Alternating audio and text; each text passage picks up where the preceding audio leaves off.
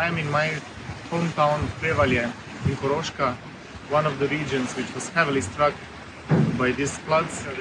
We are cleaning our homes in our neighborhoods.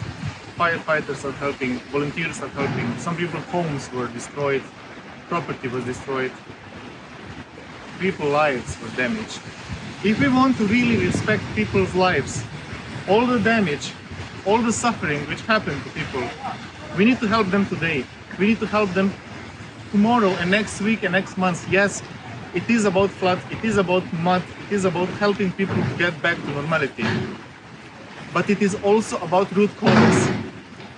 It is about thinking why floods are more severe, why weather got wild. It is important that the European Union, that Ursula von der Leyen, who is today in Slovenia, that she sees the catastrophe, which is natural catastrophe, it is climate catastrophe, it is extreme weather event.